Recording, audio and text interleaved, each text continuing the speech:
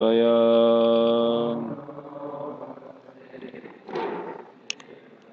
O Namo Bhagavate Vasudevaya.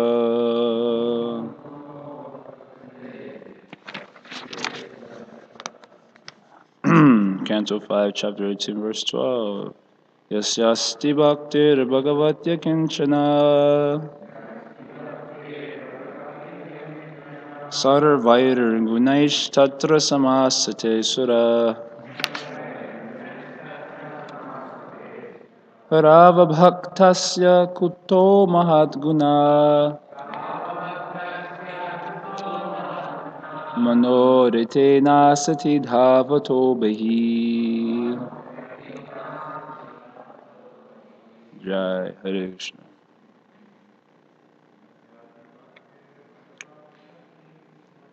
Yasyasti bhaktir bhagavatya kinchana sarvair gunaish tatra samasate sura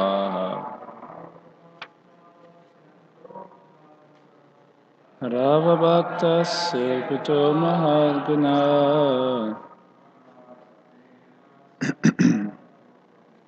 Manoritena Satida Vajobi.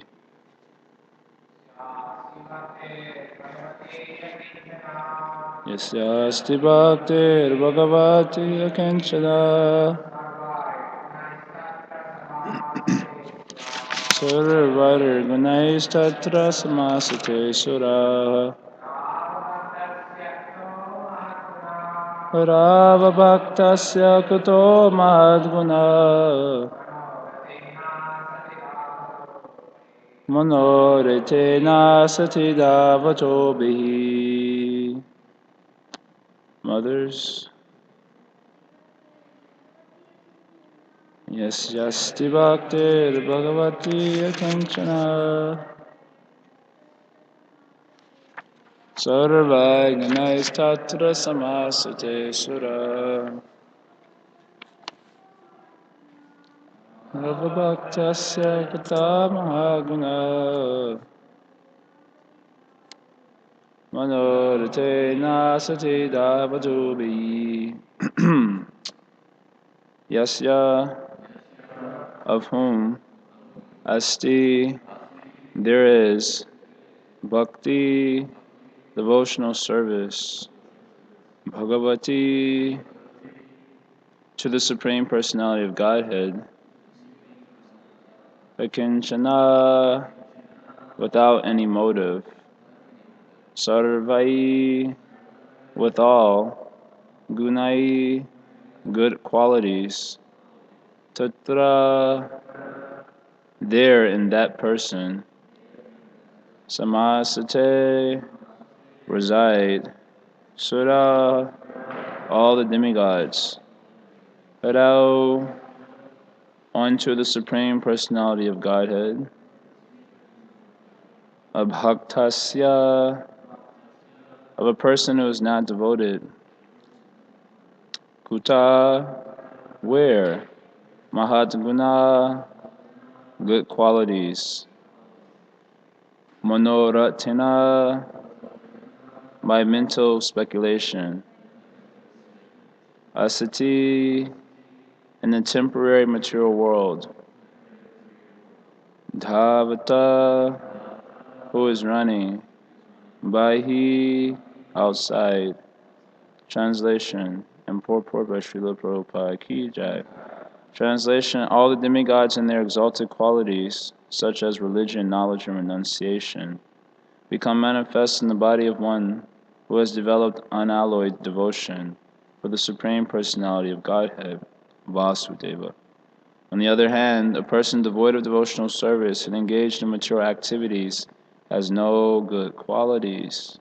Even if he is adept at the practice of mystic yoga or the honest endeavor of maintaining his family and relatives, he must be driven by his own mental speculations and must engage in the service of the Lord's external energy. How can there be any good qualities in such a man? Purport as explained in the next verse, Krishna is the original source of all living entities. This is confirmed in Bhagavad Gita, chapter 15, verse 7, wherein Krishna says, Mamai Vamsho Jiva Loke, Jiva Bhuta Sanatanaha, Mana Shashkanindriyani Pakriti Stani Karshati. Quote, the living entities in this conditioned world are my eternal fragmental parts. Due to conditioned life, they are struggling very hard with the six senses, which include the mind. That's the end of the quote. All living entities are part and parcel of Krishna, and therefore they revive.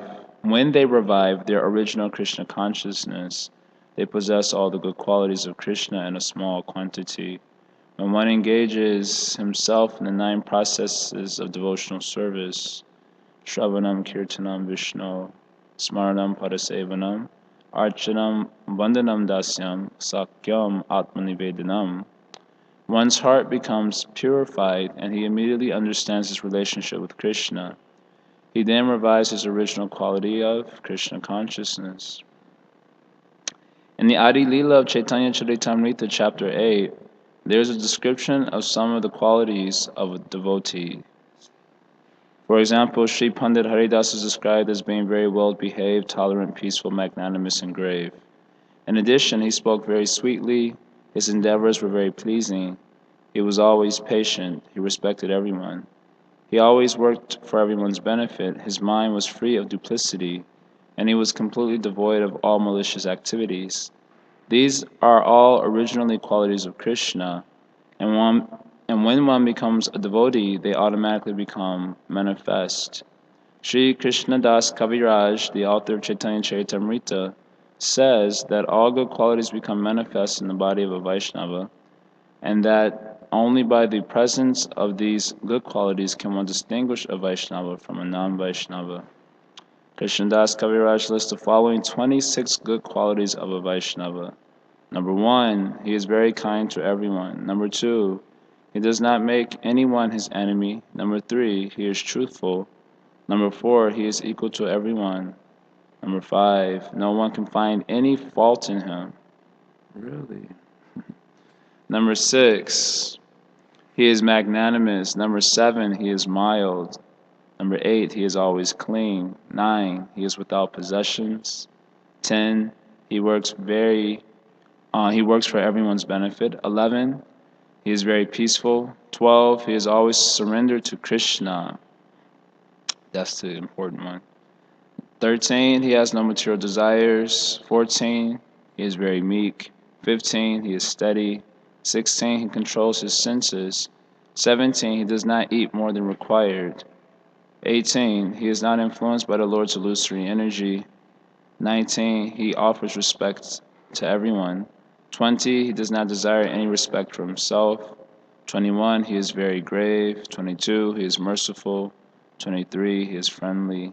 24, he is poetic. 25, he is expert. 26, he is silent. Srila Prabhupada Ki Jai. So, yesterday's verse was discussing the glories of devotees.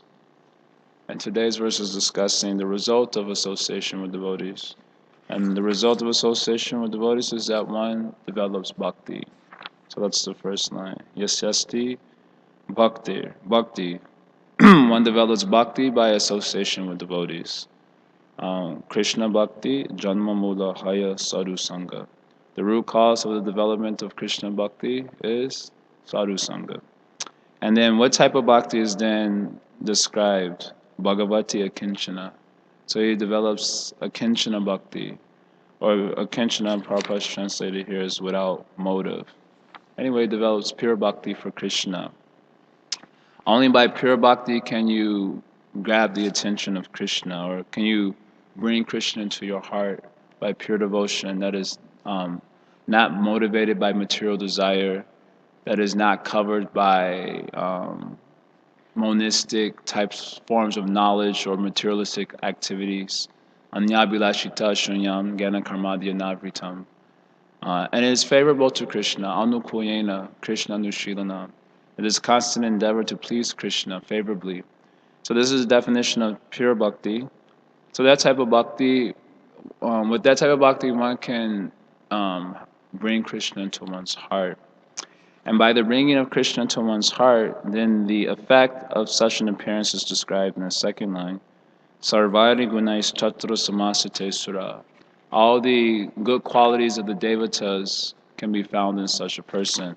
And Prabhupada's mention here, like religion, knowledge and renunciation, dharma, jnana, vairagya. These types of good qualities, virtuous qualities that can be found in the devatas, are found in such a devotee. The idea is that all the devatas come to reside in the body of a devotee because the Lord is residing there on account of being pulled there by the bhakti of a devotee. The devatas are often described as the bodily limbs of the universal form of the Lord. So by bringing the body of the Lord within your heart, so also all the devatas are there. The other idea that is expressed here is by pleasing the Supreme Lord, then automatically all the devatas are satisfied with one. And the devatas are the presiding deities of everything in this material world, including our senses. There's a presiding deity of the mind. I think there's a presiding deity of even passing stool and all sorts of things, So these are presiding deities are the devatas actually. So by pleasing the Supreme Lord, they all come to reside in the body of a devotee. Or the idea is that they will come to serve a devotee because they're the presiding deities, so they will manifest all the good qualities, like as almost as an offering to such an individual by his pure devotion to Krishna. As the Bhagavatam states, by watering the root of the tree, then the whole tree is watered, or by giving food to the stomach, so all the bodily limbs are energized.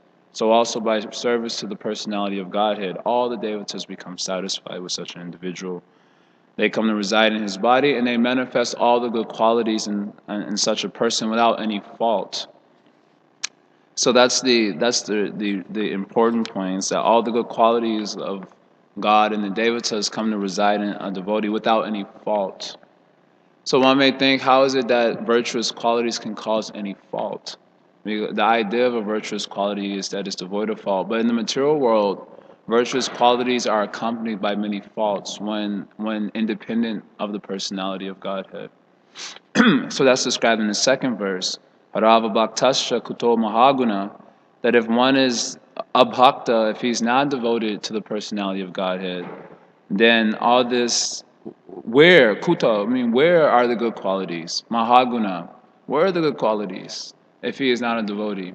I remember this statement particularly pinched me when the first year I was a devotee, because devotees they used to love to quote this one. They have no good qualities. I used to find that very irritating because I was like, I don't see that you have any good qualities, in our vision of immaturity. And also, devotees will maybe be a little fanatic. They would say like that. They would point to all the people in the street. They have no good qualities. And I would sit there and argue with the devotees. How can you say that? There's so many people with so many good qualities. How is it that they don't have any good qualities? And the devotees, speaking very simply, will say, because they're not devotees. Abhakta, because simply on that point, they're not devotees, they have no good qualities. But they didn't describe, they needed to go into a little bit more detail, because it didn't seem that just because being a devotee, all the good qualities are really manifesting automatically as we are hearing here. So what is meant by that? Also, so I was somewhat argumentative hearing devotees say this. And then later on I watched this Memories of Indradumna Swami, where he describes himself being with Prabhupada in the airport. And he was walking in the airport, and Prabhupada was saying, all these people here, they have no good qualities. And Prabhupada was walking a little further. And, do you understand Indradumna? He was Indradumna Brahmachari at the time. Do you understand Indradumna? And Indradumna said, yes, Prabhupada. Usually you just have to say yes. You don't know what you're saying yes to. So they walked a little bit further, and Prabhupada again said, all these people here, they have no good qualities. Do you understand Indradumna? Yes, Prabhupada. He describes. And then they were getting closer to, I guess, the gate or whatever. I don't remember the exact details. So then Prabhupada says, All these people here, they have no good qualities. But when we make them Krishna conscious, they will develop all the good qualities and go back home, back to Godhead. Do you understand, Indradumna? And then he describes the third time was a charm, I guess. Yes, Prabhupada, I understand. The idea is here that where are the good qualities in those who are not devotees? And a further elaboration on that point is given in the last line. Manodate nasati dhavato. Because the action of their qualities is directed towards asati. Manoratena means their mental speculations, which are all connected to asat, the temporary material world. And dhavato means they're running after the external. So they have no good qualities because the actions of their qualities are not connected to God. They're connected to the material world. So this is the major fault in the qualities or virtue that is not in relationship to the personality of Godhead. This is described by Prahlad Maharaj when he says the statement, Vipra Dvisha Guna Yata Ravinda Naba Pada Ravinda Vimukat Shapacham Varishtam Manyetararpito Mano Vachaneti Tarta Pranam Punati Sakunam Natubhuri Mana. He prays like this in Lord Nrsingadev, and he says that even if someone is Vipra Dvisha Guna Yata, means someone is endowed, a Vipra means a Brahmana, he's endowed with all these wonderful qualities. Dvisha means 12 primary qualities that are mentioned. Padhara Vindavimukat, he is averse or turned away from the personality of Godhead. Then he is not as good as a dog eater, Shapacham Varishtam. He's not as good as a dog eater who is Tadarpita, who has surrendered his mind, his words, his every endeavor, and his very life to the personality of Godhead.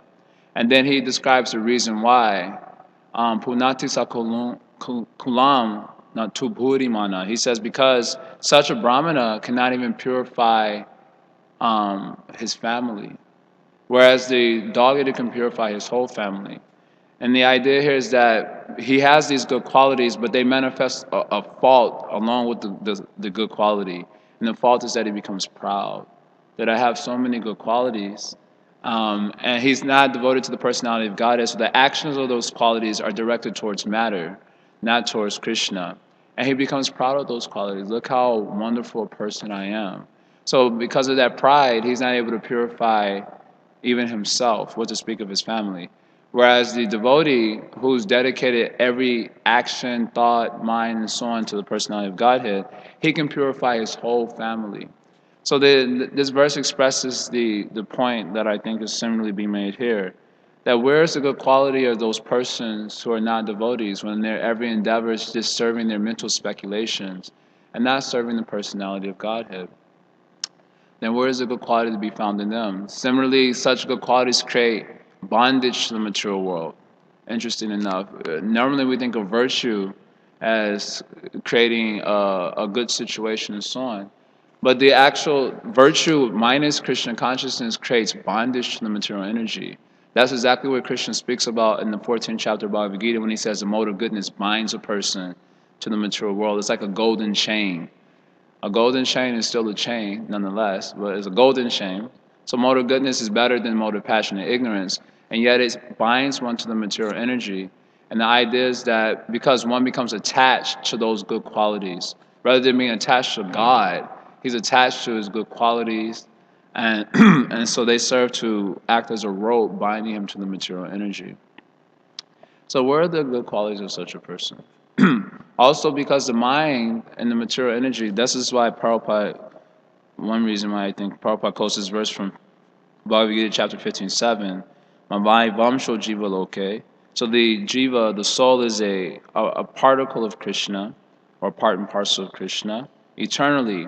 But he is struggling in this material world, grappling hard for happiness, Pakriti Sani Karshati, struggling with the mind and the senses. So the idea is that the mind is actually is a very uncontrollable entity. It has godlike power. Srimad Bhagvatam says that the power of the mind is godlike. I'm sure we have that experience in controlling the movements of the mind. It's very powerful. And ultimately, the mind cannot be controlled. because it's one of Krishna's energies. So only Krishna can ultimately subdue the mind. Therefore, bhakti, direct your energy towards God, because He's the only one who can really subdue the mind. So if one is without devotion to Krishna, then it's not that the mind stays always in a virtuous position. It changes very rapidly. Even in good persons, they can be found to do very crazy things, or think very crazy things. Persons, sometimes they think of themselves as a good guy. Everyone thinks of themselves as a good guy, but some people are actually really truly like virtuous persons, and yet in their heart they'll be thinking of their superiority to other living entities, or they're considering their faults. Why can't they also be like this? Virtuous person will think like, this is virtue is obviously a good thing. Why can't others be like this? And that way they'll be prone to many devotional defects, things which are considered actually averse to the culture of devotional service on account of their virtue. On account of their virtue. So these good qualities minus Krishna consciousness actually creates a dilemma for the soul. It creates a situation where he remains bound to the material energy.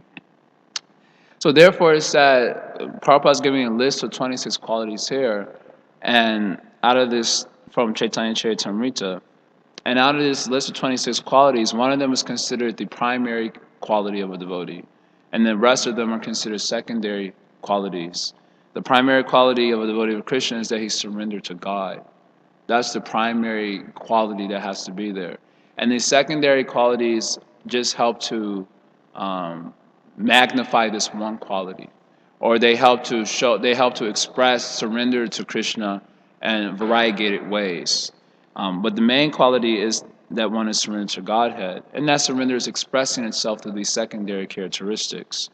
Whereas if one is minus surrender to Godhead, then these qualities are decorations of a dead body. That's what the Shastra says. Bhagavad Bhakti Hinasya Jati Shastram Japas Tapas Apanasyeva Dehasya Mandalam Lokaranjanam. There's someone who's devoid of Bhagavad Bhakti, pure devotion to God. Then all these good qualities, some are cited. Jati means aristocratic birth, education in the Vedas, and so on. These good qualities actually serve as decorations of a dead body. It means they help conceal a very horrible truth. When you say, generally in any culture, a dead body is usually given more attention than a living body. And probably all cultures in the modern world, they spend a lot of money on the dead bodies, especially in America. The coffins would be so much expensive. They'll decorate the body very elaborately. They put like sorts of like shots in the body so that it doesn't look so discolored at the funeral. It looks a little bit nice, and they really, show a lot more attention than they would have probably ever shown the person had he been alive. That's the general culture today. And yet, the decoration of the dead body is just to kind of obfuscate to some degree the dark, not dark, but the unpalatable situation of the death of the person. It's just a covering of the actual reality. Of course, in the example, it's not a very good covering, because it's obviously he's dead.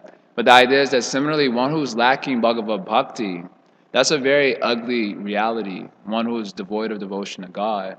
And so all these qualities become like a decoration of a dead body. It is obfuscating the actual dark reality of not having devotion to God, and therefore not at all really appreciable from the absolute position. It says here, by devotion to God, by uncovering one's Krishna consciousness, then these qualities begin to manifest automatically. And that's because the soul is part and parcel of God, of Krishna. So these qualities do exist in him in a minute way. They exist in God in a complete way and exist in the soul in a minute way. So as he covers the essential quality of his soul, then all these good qualities actually automatically begin to manifest. And therefore, to uncover that, one practices devotional service under the guidance of the spiritual master. Prabhupada mentions here about the 9 processes of devotional service for uncovering that quality in the soul. And when he uncovers that quality, these good qualities automatically serve him as various expressions of his devotion to God. But when one tries to focus in on the cultivation of any one of these qualities without development in bhakti, then it does serve to create an obstacle in his mentality. I've seen this actually. It's actually a reality. If everyone keys in on, manifesting all various good qualities. I don't mean to say that it's unimportant to be a good example. We don't want to do anything that shall bring disrepute to our spiritual master or our lineage. So from that state of consciousness, we try to act properly so that no ill um, fame shall come to our lineage or our gurus and so on. This is a tangential point I'm about to make, but it's mentioned in Haribhakti Vilas how one should hide one's guru. As he mentions, one should hide four things. He should hide his beads. He should hide his Gayatri mantras that he receives from the guru. He should hide his Ishta Devata, his worshipable deity. And one should hide the guru, is also mentioned.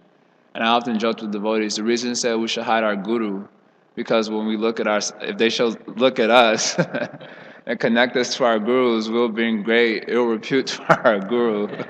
Therefore, hide your guru. Don't tell, Usually that's the first question, and it's kind of the first question to ask you.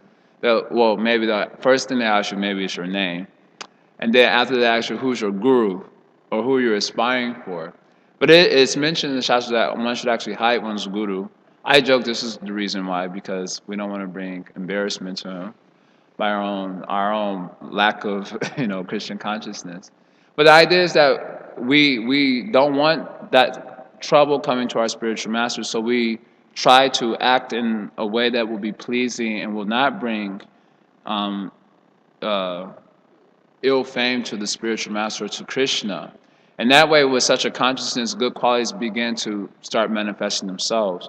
But if someone tries to key in on becoming very humble, or key in and becoming very compassionate, minus that connection in their consciousness to the Lord, then such a quality will serve only to create devotional defects in the form of pride and fault finding. Oh, others are not like this.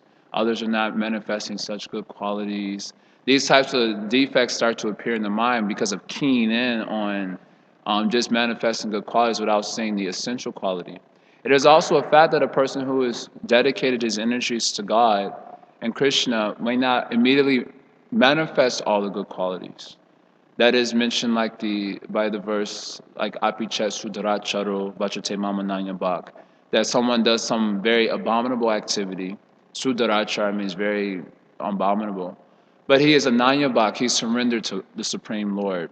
Then he should be considered a sadhu. And of course, the reason for that is not to glorify being a nonsense and practicing bhakti. It's okay, don't worry, I'm still a sadhu even though I'm doing bad activities. But it's rather to glorify the nature of pure devotion. That even if someone is doing or has done some bad activity, by pure devotion to Krishna, Ananya Bhak, he should be considered sadhu. And there's a reason for that. Shipram Bhavati Dharmatma, he quickly becomes righteous. That's mentioned. Quickly doesn't mean the next day necessarily, but quickly in this lifetime. He gets his act together, he becomes a devotee of God, which is the main point. The good and bad qualities in the material world are really not that essential. They're not substantial. Really, Krishna appreciates that you've captured the point. The point of existence is dedication to himself. So if you captured that point, even if you're lacking in some of the good qualities, you've understood the real point of the existence, which is not to be virtuous. The real point of existence is not to be a very law-abiding or moral person. That's not the point of material existence. The point of material existence is to actually help us to see that we are to dedicate our existence to the Supreme Lord. That's the actual purpose. So even if someone is lacking good qualities, if he catches this point, Krishna says he should be considered a sadhu. And Shipram Bhavati Dharma, he will very quickly become righteous. He will manifest all wonderful qualities, but whose actions are in relationship to the personality of Godhead. So it becomes glorious. Otherwise, it just becomes a fall. It's like someone like Bill Gates, for example. He's a very charitable person. He gives a lot of charity as long as it has nothing to do with God. That's it. So that quality is ultimately a fault. It's a major fault because it's asati. Whatever he's doing is temporary, It has no substantial permanent effect finally. And two, it kind of expresses an aversion towards God, which the result of aversion towards God is samsara. So what's the use of such a quality? So this is the idea here. One should become devotee. Now, this is mentioning the actions of akinchana bhakti.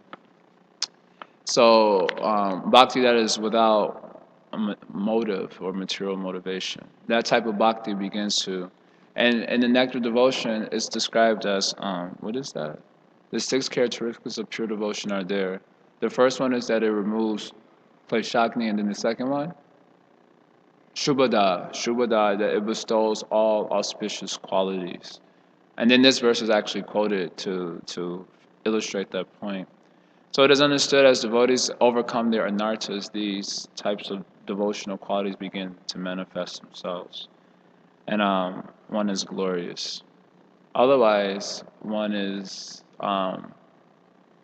otherwise such good qualities are not very significant, minus its connection with Krishna. It's not very important at all. Nothing to really be praised or criticized.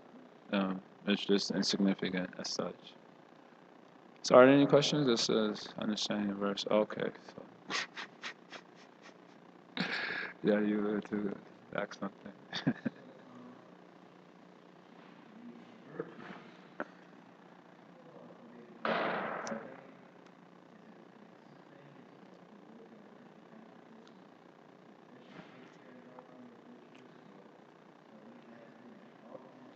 Yeah, oh, well, from what the purport read, because the soul is part and part, the question was how does one develop the qualities? Is it something you actively do, or does Christian like kind of like, fuse you with the qualities? The idea that Prabhupada expressed in the purport is because the soul is part and parcel of the Lord, then he's intrinsically having good qualities in a minute way, just as the sun ray is part and parcel of the sun, so it has the quality of the sun in a minute way. So also the soul has the qualities of God in a minute way. These are actually God's qualities. They're existing in the soul in a minute way because he's minute. And when he uncovers his God consciousness, then the qualities automatically manifest, meaning that they're there, but they're covered by Maya, as it were, material delusion. So as he's becoming more and more free from the modes of nature, then these good qualities of God, they're actually qualities of God, become more and more manifest from his personality. So it's something we work on by working on Krishna consciousness. By Prabhupada says by doing Shravanam, Kirtanam, Smaranam, he lists a whole list of devotional activities. By execution of those activities under the guidance of Guru, then one's Krishna conscious nature becomes more and more manifest. And along with that Krishna consciousness, so also all the good qualities of Krishna. So our idea is that really we focus on the developing Krishna consciousness, and I don't think this is not to say that we become divorced from the evolvement of good qualities progressively.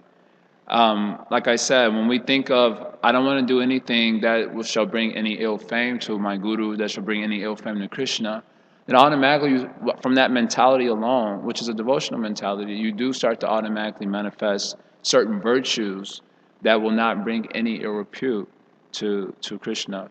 Otherwise, these qualities they can be mode of goodness type qualities. So by cultivating the mode of goodness, these types of qualities will become manifest also. Not all of them, or let's say these qualities have their transcendental application and their mundane application. So in relationship to the mode of goodness, a mundane application is there.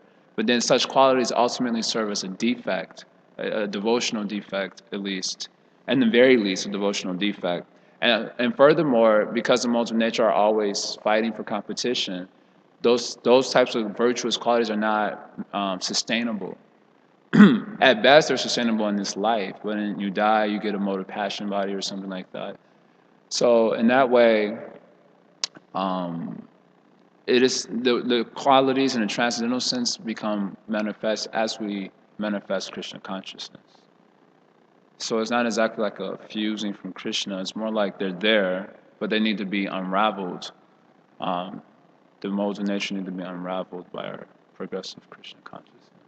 That's how I'm understanding.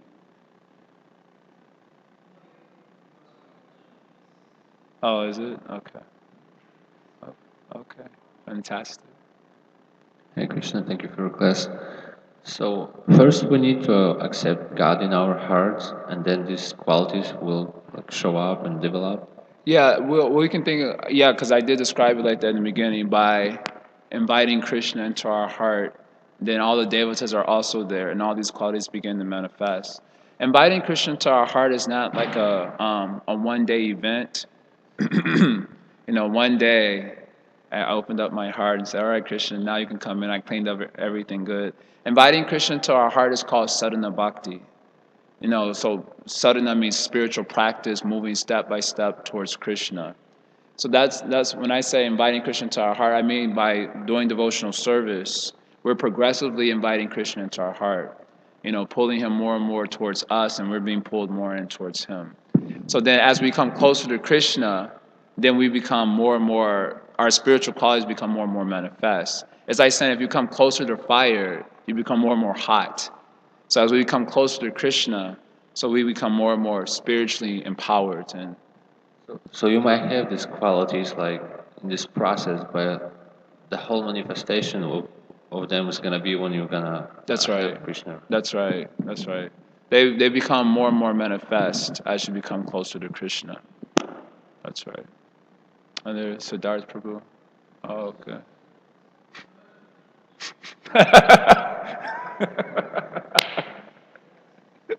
Get it together.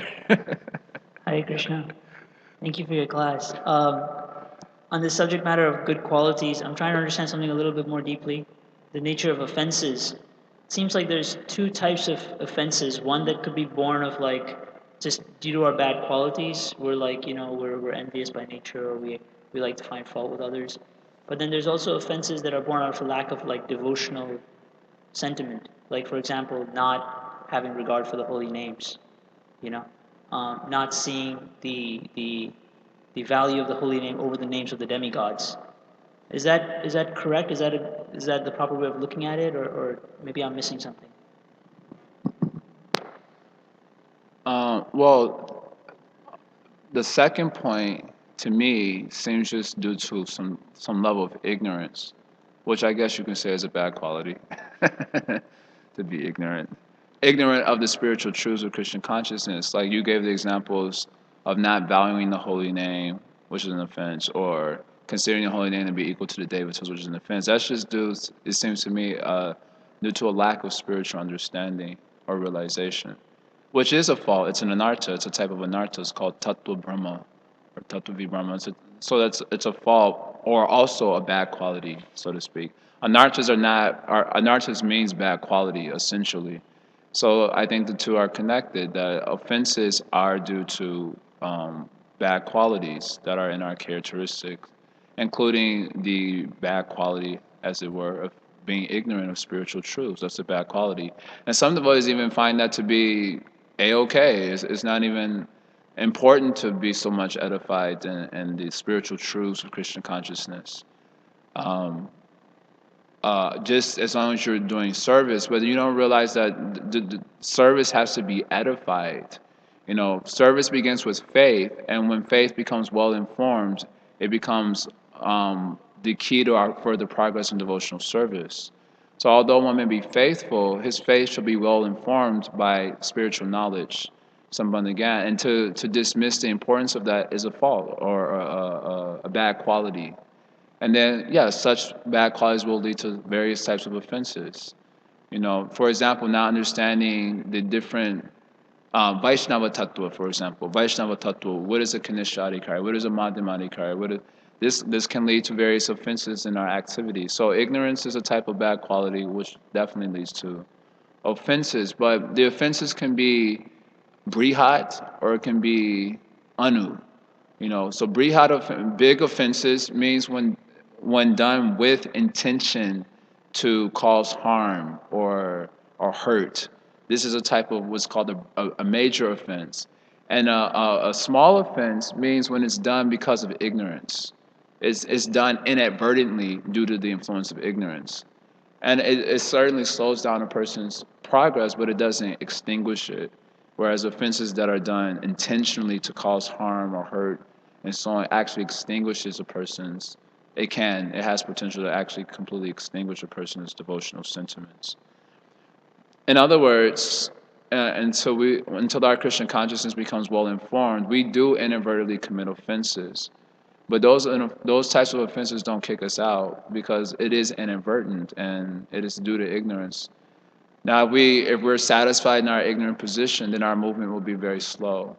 Because as long as our faith is not well informed, then movement is slow in devotional service. And that's why movement generally is seen to be slow for many persons within and institutions and so on. But as our faith becomes more informed, not just knowledge, but realization, when we're starting to really realize it, then things get better. The qualities become, the faults become extinguished. Does that answer the question? I think I tried that. Okay. This isn't so much a question as more of like a thought that's going through my head. Maybe you can help clarify it, but it seems like, because, you know, due to our like you were saying, due to our mentality of being okay with our lackadaisical affair, like me, I'm speaking about myself here, then we because we're okay with the fact that okay, I'm being lackadaisical, then there'll be a tendency to commit offenses Okay. because of that mood within. So it's just interesting because we hear that we don't attain devotion by something we're doing, but we attain it by the desire to attain it. The activities we're doing are Well, not so both. Because Anushilanam has two features to it, action and sentiment. The word Shilanam means behavior. And behavior has two features to it, taken from the verbal root Shila, which means one action is called as a Cheshtarupa, which means something that one endeavors for. And another is called Bhavarupa, which means the sentiment behind the endeavor. So it's not just the desire or sentiment, I'm using it in a broad way here, but it's also the action. So it's both. It's both. We actually do have to do things like chant Hare Krishna and hear the classes, and these are actions. It's not just desire alone, but actions with desire for something better. But yeah, if we're satisfied in ignorant position, then movement will be slow because we will inadvertently do things out of ignorance, and it goes on. That's how progress is made, actually. For those who are progressive, they try to get themselves more and more edified, and that way improve progressively. What else can we do? Our starting position is ignorance. Oh my Ganantamirandasya. And I always joke that the ignorance is so profound that even after you hear the truth, the ignorance remains. It doesn't go away so easy. It's like a nagging child or something.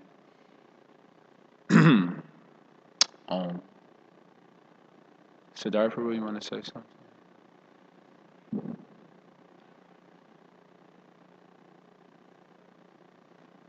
Thanks for the wonderful class, Prabhu, and filling the class with a lot of scriptural quotes. So, I want to some practical, one couple of practical ways where, in addition to being very philanthropic, a couple of other ways where, especially people coming even from pious and very so-called religious background in India, or even in the West, a couple of very um, important ways where they think they are doing very good, um, especially the non-devotees. One is contributing to the betterment of the society. I know the answers to these questions, but I want to hear if you have more scriptural quotes to deepen my faith that those are not actually the good qualities. What about this one? Huh? So what about this More, one? more. I want to say. If you just say this, that's okay. But so one is that the society has given you so much, one argument is the society has given you so much in terms of all, at least half of us are educated in, I mean, you are not, but we are also good.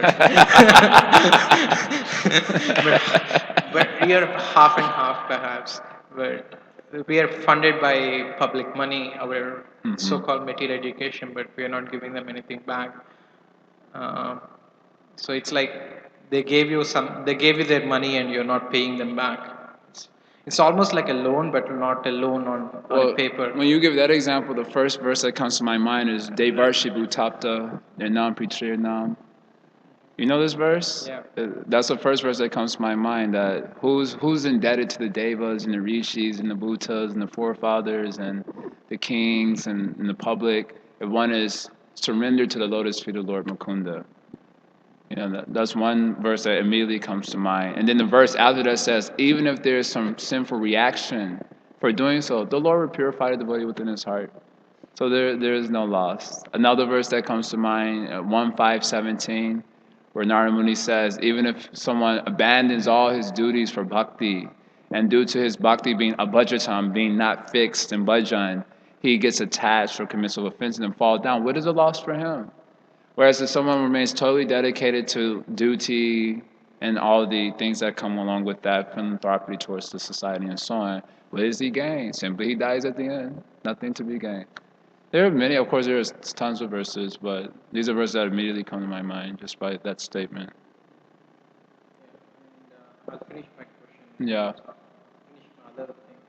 The other thing is You can speak into the mic, yeah.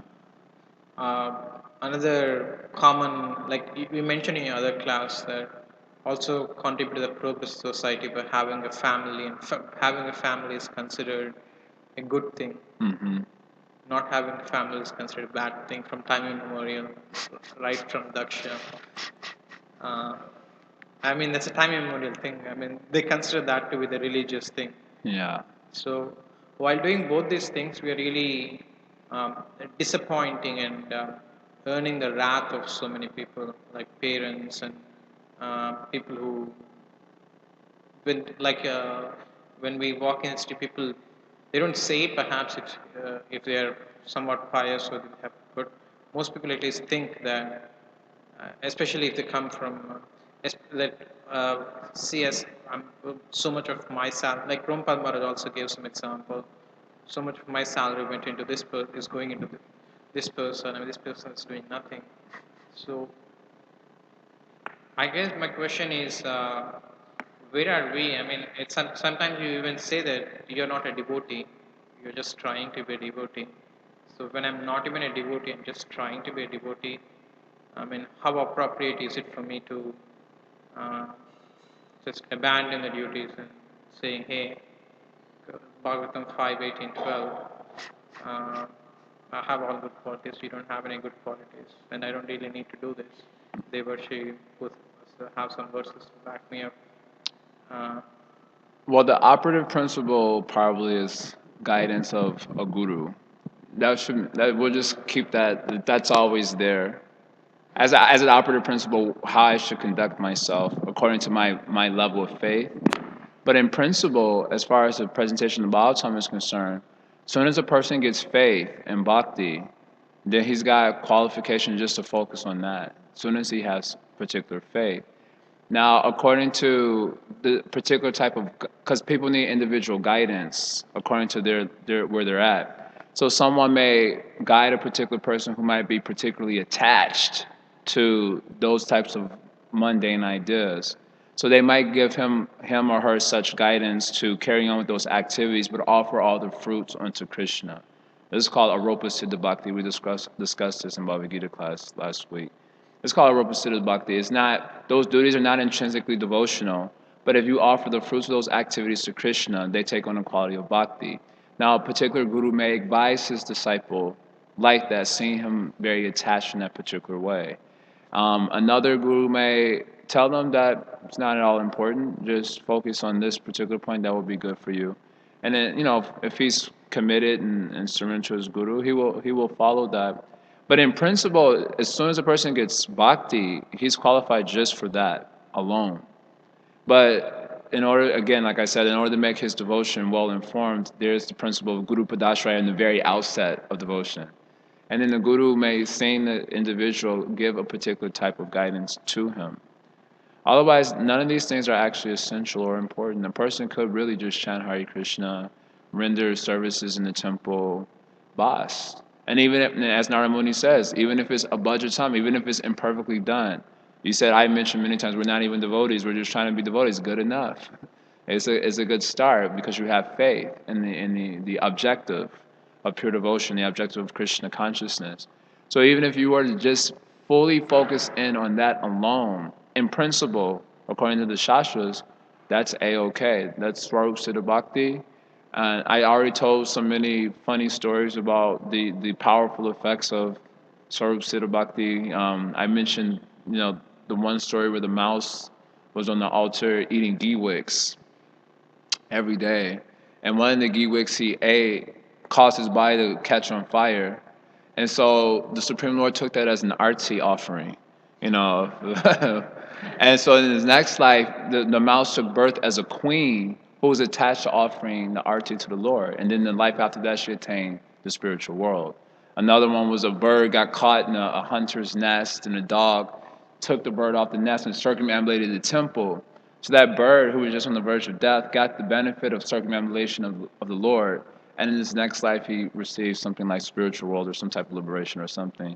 So the effects of exclusive devotion to God are profound, and they're not hyperbole, although they really are far out. Some of those stories are, of course, far out. So in principle, if one were just to dedicate all the energy this way, even inviting the wrath of so many persons, because of their lack of devotion to God, then that is the principle that the gopis followed, and that's the line of devotion we're told to pursue. But like I said, the operative principle really is the guidance of the Guru. And when a person's faith is weak, if he might take such an approach and might not be able to survive it, like for Indians, for example, oftentimes their attachment to their family is so deep that they might not be able to survive the wrath of their family members in the beginning stages of their devotion. Their faith is too weak. And there are many stories like that, actually, where a devotee goes back home and he gets bewildered by his family, and then he calls the devotees here and says, you never told me you never spoke to me about devotion to my mom, and and getting his faith got really bewildered. So therefore, the guidance of the Guru is really the operative principle, and he can say, okay, this person's faith is such that he needs to first start off like this and move this way. With a Westerner, he may say, just surrender to Krishna. Don't worry about anything. And if the wrath of the family comes, it doesn't matter because I don't even care about family. And my point is that different guidance for different types of individuals. Although in principle, if a person just dedicates everything to bhakti, there is no loss whatsoever. What if the parents are trying to be devotees, they're trying to chant Hare Krishna, then why should they find fault with my decision?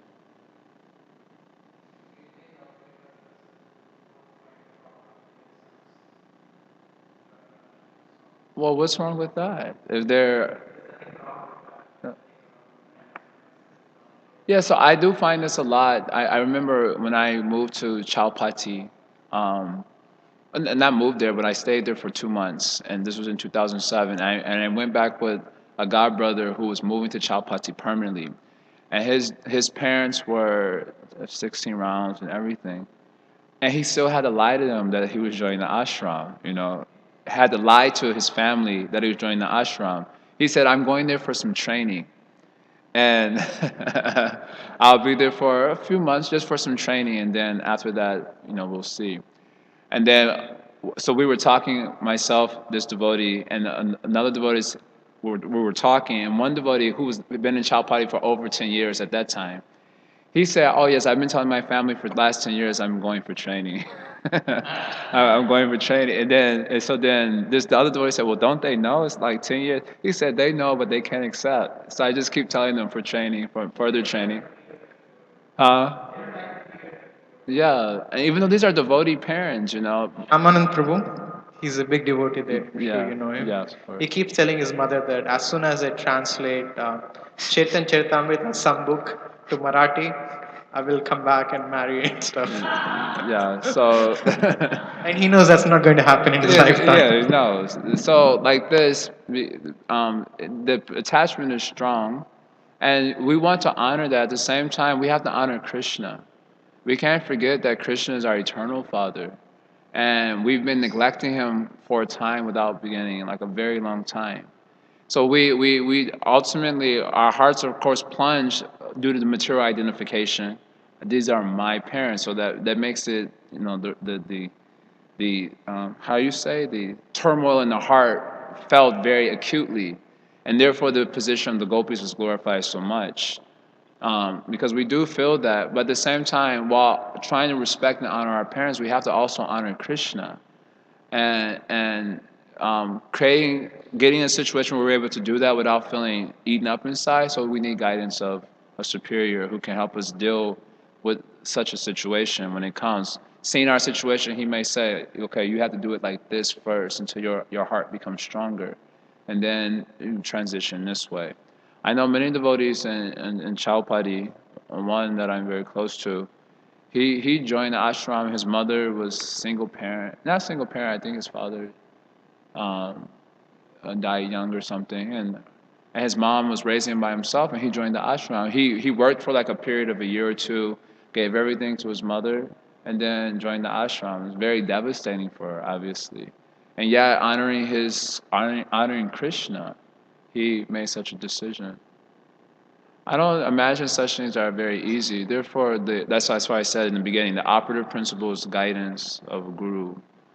Because if someone shall do that prematurely, based on the pure devotional principle, but he lacks that faith, then he might fall down from such a action. Therefore, guidance is required. Okay, anything else? Did you want to say something? No? Okay. Good. Good. All right, thank you very much. Srila Prabhupada ki Jaya.